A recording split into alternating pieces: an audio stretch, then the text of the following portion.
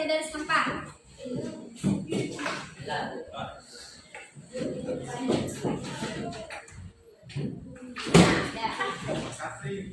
Siapa tadi yang piket? Nabil dan Farah. Nabil terlambat. Jauh. Dia terlambat. Nah, besok ada lagi ya. Jauh. Nah, sebelum kita masuk ke pelajaran, ada baiknya kita terlebih dahulu berserah diri kepada Allah dengan cara berdoa. Untuk ketua kelas, silakan pimpin doa. Siapa yang mau ketua kelas? Farel, silakan Farel. Siap, gerak. Hormat, gerak. Gerak.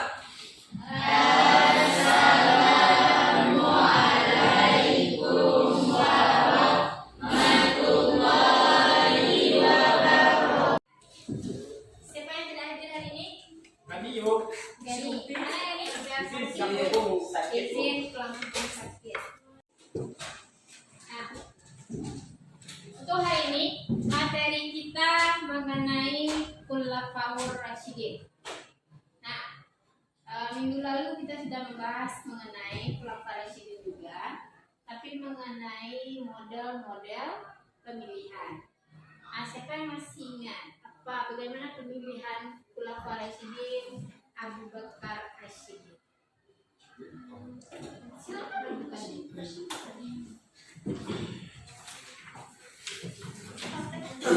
mengenai materi Khulafaur Rasyidin juga, tapi tentang model-model pemilihan Khalifah Abu Bakar Rasyidin dan Umar bin Khattab dalam menjadi khalifah. Siapa yang masih ingat bagaimana cara pemilihan Abu Bakar menjadi khalifah?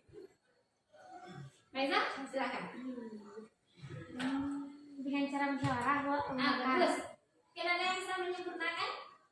Akhirnya Berdasarkan musyawarah kaum Ansar dan Muhajirin. berdasarkan musyawarah kaum Ansor dan Muhajirin. Berarti sudah bisa dipahami tentang pemilihan Khalifah Abu Bakar Rasyidin, caranya, modelnya. Nah, sekarang untuk Umar bin Khattab, bagaimana cara pemilihan Umar bin Khattab? Ditunjuk langsung oleh informator.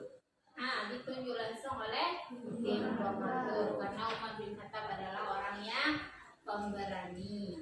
Nah, setelah Abu Bakar sakit, Abu Bakar sudah melihat sisi lain dari Umar bin Khattab yang akan menggantikan beliau menjadi khalifah. Nah, sekarang sebelum kita masuk pada materi kita hari ini mengenai strategi dakwah Abu Bakar dan Umar bin Khattab.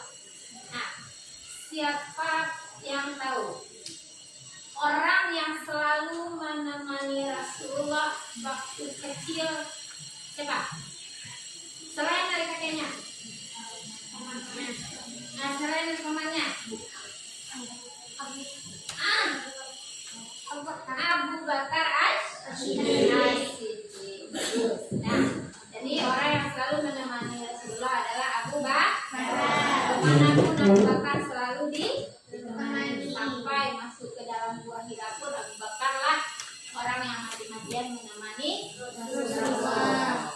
Baik, untuk materi hari ini, nah silakan perhatikan ke papan tulis. Ini kita edit. Nah, materi sekarang adalah substansi dan strategi dakwah Khulafaur Rasyidin Khalifah Abu Bakar Siddiq dan Umar bin Khattab.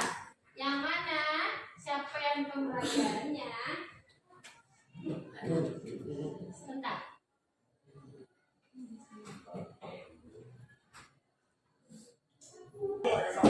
Nah, silakan perhatikan ke layar. Materi kita hari ini mengenai substansi dan strategi dakwah Khulafaur Rasyidin Khalifah Abu Bakar Siddiq dan Umar bin Khattab. Nah, yang mana CP-nya?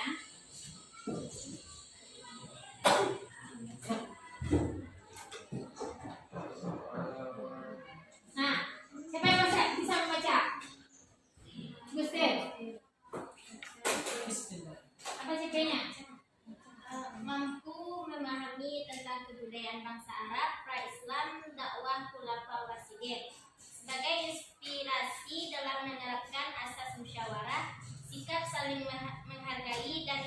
mengerti dalam perbedaan pendapat di kehidupan masa kini dan masa depan. Nah, itu CP-nya, capaian pembelajaran kita dengan materi strategi dakwah Nabi pada masa Abu Bakar dan Umar bin Khattab. Lanjut, TP, setelah CP lanjut ke TP, yaitu tujuan pembelajarannya. Nah, yang pertama, menganalisis substansi dan strategi dakwah Khulafaur Rasyidin sebagai upaya untuk menanamkan sikap kepemimpinan, tanggung jawab, dan disiplin. Ini bisa waktu contoh dari beliau. Nah, kemudian ini TP dan CP-nya udah nampak. Nah, model pembelajaran kita itu memakai model discovery learning, yaitu menemukan. Anak-anak semua punya buku pakai? Nah, yang kita pakai. Nah, sistem pembelajarannya itu bagi menjadi dua kelompok. Kelompok satu, apakah ibu yang membagi atau gimana? Nah, ibu membagi. Biar lebih mudahnya ibu bagi kelompok satu perempuan, kelompok dua laki-laki. Nah, silakan buka buku paketnya. Nah, di kelompok satu membahas tentang strategi dan substansi dakwah Nabi pada masa Abu Bakar. Apa saja yang dilakukan oleh Abu Bakar selama dia berdakwah. Sedangkan kelompok dua membahas mengenai strategi substansi dakwah Nabi pada masa Umar bin Khattab. Apa saja yang dilakukan oleh Umar pada masa dia berdakwah. Silakan rumuskan. Kemudian nanti dipresentasikan oleh kelompok satu, kelompok dua bertanya siapa yang mengkritik dan sebagainya. Itu akan masuk dalam penilaian ibu selama diskusi. Sekarang silakan dikerjakan. Boleh.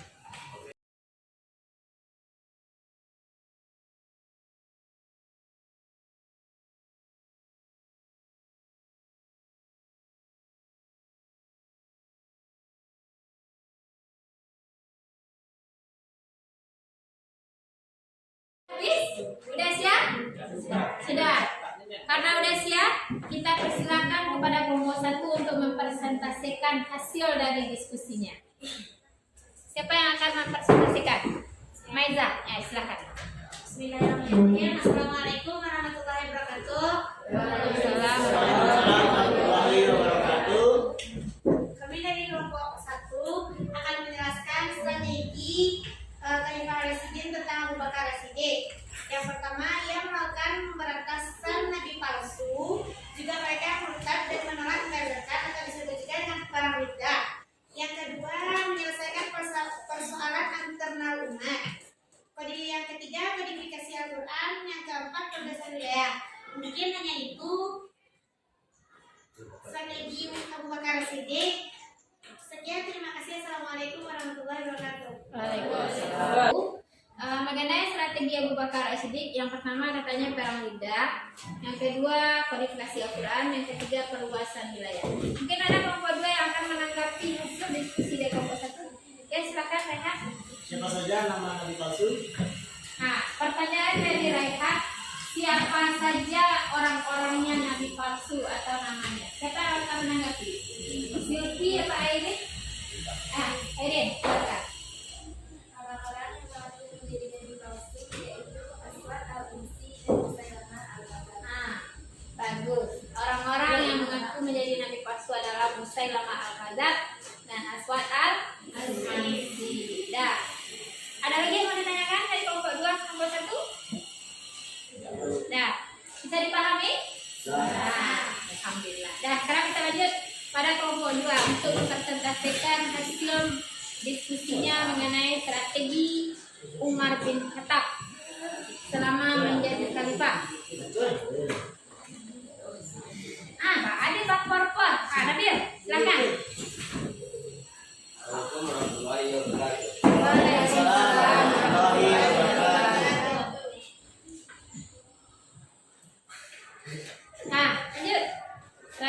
Strategi Umar mengatur administrasi negara, mengeluarkan undang-undang dan membentuk apartemen. Nah, mengeluarkan undang-undang. Yang ketiga, membentuk departemen. Mungkin ada kelompok satu yang akan menanyakan kepada kelompok 2.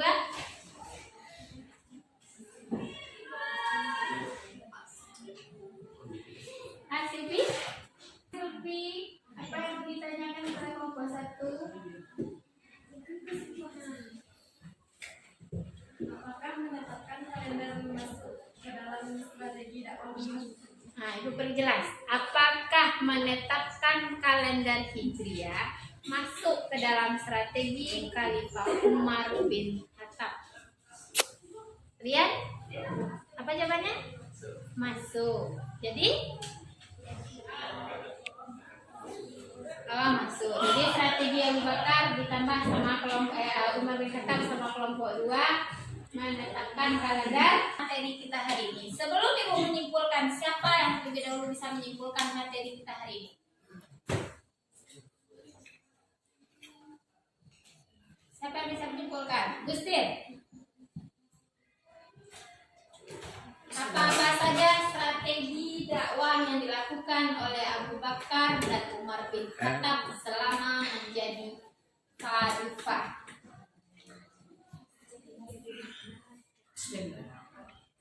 Jadi strategi Abu Bakar ada 3, yaitu yang pertama perang Riddah, yang kedua kodifikasi Al-Quran, dan yang ketiga perluasan wilayah. Dan strategi Umar bin Khattab ada 3, yang pertama mengatur administrasi negara, yang kedua mengeluarkan undang-undang, dan yang ketiga membentuk departemen negara. Nah, bagus. Nah, jadi dapat kita simpulkan bahwa materi kita hari ini tentang strategi dakwah Abu Bakar As-Siddiq pada masa beliau menjabat, yaitu yang pertama memerangi orang-orang yang enggan membayar zakat, nabi palsu yang disebut dengan perang Riddah. Kemudian kodifikasi Al-Quran, yaitu mengumpulkan Al-Quran. Nah, banyaknya para penghafal Al-Quran yang sudah meninggal. Kemudian yang ketiga perluasan wilayah. Kemudian untuk strategi Abu Bakar, yang pertama mengatur administrasi negara, jadi mengatur segala sesuatunya yang berhubungan dengan negara, surat keluar, surat masuk, pajaknya, semuanya diatur pada masa Umar bin Khattab. Yang kedua mengeluarkan undang-undang. Nah, dan yang ketiga membentuk departemen itu sama kayak di zaman sekarang menteri kabinet. Nah, dan yang terakhir tadi ditambahkan oleh kelompok 2 menetapkan kalender Hijriah. Jadi sejauh ini mengenai materi strategi Umar bin Khattab dan Abu Bakar As-Siddiq masih ada yang diragui? Sudah bisa dipahami? Kalau sudah bisa dipahami, sekarang untuk asesmen sumatif, asesmen akhir, silakan keluarkan kertas 1 lembar. Nah, Ibu bacakan soalnya, langsung diisi. Setelah selesai tolong dikumpul ke depan. Jelaskanlah strategi yang digunakan oleh Umar bin Khattab dan Abu Bakar selama menjadi khalifah. Silakan ditulis. Kalau udah selesai